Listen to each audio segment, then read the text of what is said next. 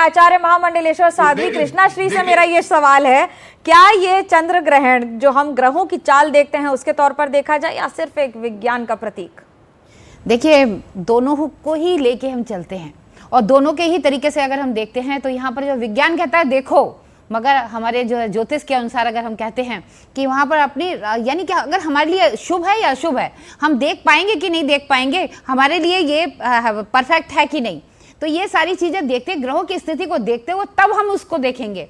अन्यथा जो होते हैं क्या होता है कि आप बिना यानी कि किसी जैसे कि कैमरे के थ्रू देख रहे हैं तब तो समझ में आता है, आप अगर डायरेक्ट देखते हैं तो आंखों पर असर पड़ता है, तो जिसकी वजह से जो है ना कहीं हानिकारक हो जाता है। इतने समय के बाद ये ग्रहण पड़ा है, वो भी पितृपक्ष जब प्रारंभ हुआ है, और ऐसे में ग्रहण का पड़ना और वो भी 122, कोई अगर हम पंचांग उठाते हैं तो कहते हैं 125 साल है, तो कहीं 100 साल के बाद है, तो अलग अलग पंचांग के हिसाब से है, मगर है बेहद उत्तम, बहुत अच्छा है। इस ग्रहण में हमारे लिए तो बहुत अच्छा है, क्योंकि हमारे लिए तो मंत्र सिद्धि के लिए, पूजा पाठ के लिए बहुत अच्छा है। जहां तक अगर विज्ञान की बात है तो विज्ञान वाले अगर अपने वैज्ञानिक लोग हैं, अच्छा नहीं है, किसके लिए अच्छा नहीं है? देखिए, मैं राशियों के अनुसार आप पूछ रहे हैं क्या? नहीं, मैं ऐसे ही सामान्य पूछ रहा। आपने कहा मंत्र सिद्धि के लिए बहुत अच्छा है जी, पूजा के लिए बहुत अच्छा है, भजन के लिए बहुत अच्छा है, किसके लिए नहीं अच्छा है? नहीं, किसके लिए नहीं अच्छा, देखिए इस दौरान है ना कई लोग जो होते हैं चैलेंज करते हैं, ये आस्था का देश है, और यहाँ पर अगर आप देखते हैं बड़े से बड़े, चाहे आप कितने बड़े हमारे मंत्री, प्रधानमंत्री, कोई भी, सभी जो है आस्था रखते हैं,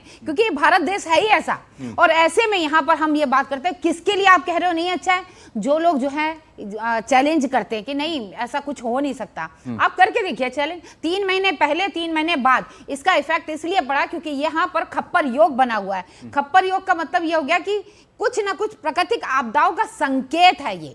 और इसके बाद अगर हम अपने भारत के बाद अगर बाहर की बात करते हैं, विदेशों में भी आप कहीं ना कहीं युद्ध की घटनाओं को भी आप देखेंगे, उथल पुथल कुछ ना कुछ होती रहेगी, क्योंकि ये जो है खप्पर योग और पितृपक्ष में यहाँ अतिरिक्त चीजें जो है बहुत ज्यादा जागृत हो जाती है, नकारात्मक शक्तियों का बहुत ज्यादा प्रभाव बढ़ जाता है। श्रुति जी, क्या ये लोगों के लिए अच्छा है या खराब? क्योंकि विज्ञान की दृष्टि से तो बिल्कुल अलग मामला है।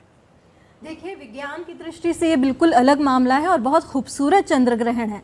ये चंद्र ग्रहण इसलिए बहुत खास है क्योंकि भाद्रपद की पूर्णिमा पे लगने वाला ये लूनर एक्लिप्स है, और जब जो श्राद्ध पक्ष खत्म होंगे और नवरात्र शुरू होने के पहले जो पूर्णिमा रहेगी, अमावस्या रहेगी, उस टाइम पे सोलर एक्लिप्स पड़ेगा। तो ये बहुत ही इंपॉर्टेंट है, ये खराब नहीं है चंद्र ग्रहण। लेकिन कॉम्बिनेशन ऑफ प्लैनेट्स क्या कह रहे हैं? कॉम्बिनेशन ऑफ प्लैनेट्स में सूर्य, बुध और केतु एक साथ हो गया है और चंद्रमा पीड़ित है।